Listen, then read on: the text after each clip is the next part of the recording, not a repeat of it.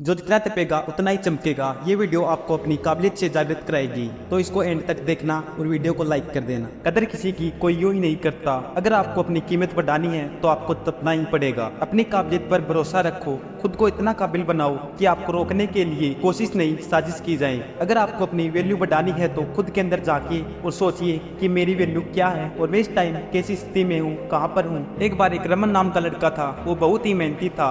वह जूते बनाने वाली एक कंपनी में काम करता था। वो 2 साल से उसी कंपनी में काम कर रहा था। जब एक बार बच्चों के जूते की नई डिजाइन मार्केट में आई तो कंपनी के बॉस ने रमन को जूते की नई डिजाइन बनाने को कहा। रमन जूते की डिजाइन तैयार करने लग जाता है। 2 घंटे बाद कंपनी का बॉस आकर बोला कि रमन, तुमने जूते की नई डिजाइन तैयार कर दी क्या? तो रमन ने कहा, इतनी जल्दी कैसे होगी, थोड़ा टाइम तो लगेगा ना। बॉस ने गुस्से में कहा, उसे यह डिजाइन 1 घंटे में तैयार चाहिए। वो टाइम लंच का टाइम था। रमन ने बिना लंच किए वह कार्य करने में लग जाता है। जब ऑफिस में रमन बॉस को नई डिजाइन दिखाने जाता है तो बॉस ने कहा, इसे डस्टबिन में फेंक दो और तुम्हें महिलाओं के जूते की नई डिजाइन तैयार करनी है जो अभी मार्केट में डिमांड में है। जैसे ही रमन काम पूरा करता है तो बॉस आकर बोलता है, जूते की नई डिजाइन कहाँ पर है? तो रमन ने कहा, वो तो आपने डस्टबिन में फेंकवा दी। बॉस ने कहा, अब बहानेबाजी भी करने लग गया क्या? थोड़े दिन बाद जब एम्प्लॉय ऑफ द ईयर का अवार्ड दिया जा रहा था तो रमन ने सोचा कि वह अवार्ड उसे ही मिलेगा, क्योंकि उसने साल भर बहुत मेहनत की थी। पर वह अवार्ड किसी और को दे दिया, जिसे देख रमन रोने लगा और वह रोते रोते बाहर आ गया। उसे एक पत्थर दिखाई दिया, जिसे देख एक आदमी ने कहा, वह पत्थर उसका है। रमन ने कहा, पत्थर ही तो है, ले लीजिए। आदमी ने कहा, इस पत्थर की वैल्यू बहुत है।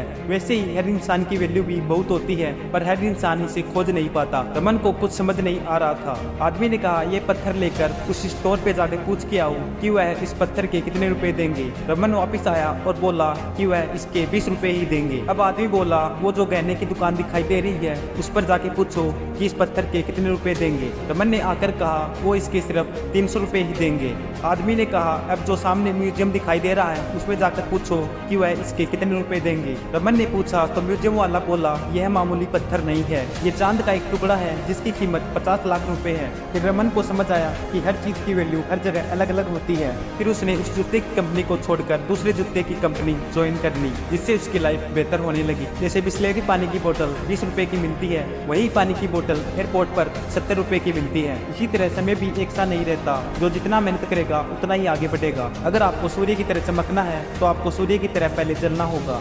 ऐसी ही मोटिवेशनल वीडियो देखने के लिए हाइपर मोटिवेशन चैनल को सब्सक्राइब करें।